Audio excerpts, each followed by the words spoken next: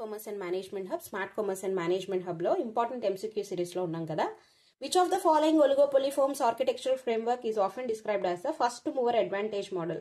Oligopoly firm models లో ఏ model ని first mover advantage model అని అంటాము అని అడుగుతున్నాడు. ఏ మోడల్ అంటామంటే స్టాకిల్బర్గ్ మోడల్ ని అంటాం. ఈ స్టాకిల్బర్గ్ మోడల్ అంటే ఏంటంటే ఎవరైతే సెల్లర్ ఉన్నాడో ఆ సెల్లర్స్ లో ఫస్ట్ ఒక లీడర్ గా ఒక అతను డామినెంట్ రోల్ ని ప్లే చేసి అతను మూవ్ అవుతాడనమాట. ఒక అవుట్పుట్ లెవెల్ అనేది సెట్ చేసుకుని అతను మూవ్ అవుతాడు. అతను మూవ్ అయ్యాక దాన్ని బట్టి రిమైనింగ్ వాళ్ళు ఫాలోవర్స్ అనమాట.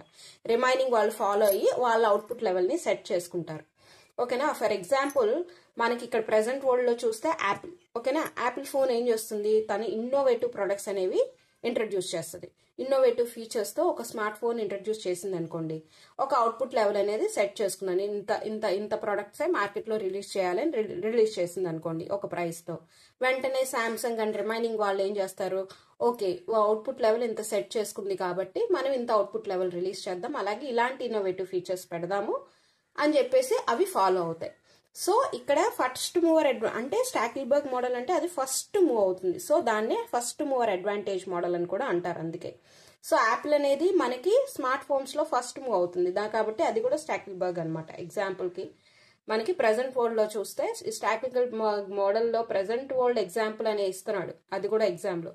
అప్పుడు యాపిల్ స్మార్ట్ ఫోన్స్. ఓకేనా. Example, the leader makes the first move by setting its output level and the followers then decide their output based on their leaders decisions. ఆ లీడర్స్ డెసిషన్ ని బట్టి వాళ్ళు ఒక output level ని set చేసుకుంటారు leaders. దాన్ని ఈ ఫాలోవర్స్ అనే వాళ్ళు ఈ లీడర్స్ డెసిషన్ అవుట్పుట్ వి ఫాలో అవుతారు వాళ్ళు. ఓకేనా. Thank you. Thanks for watching.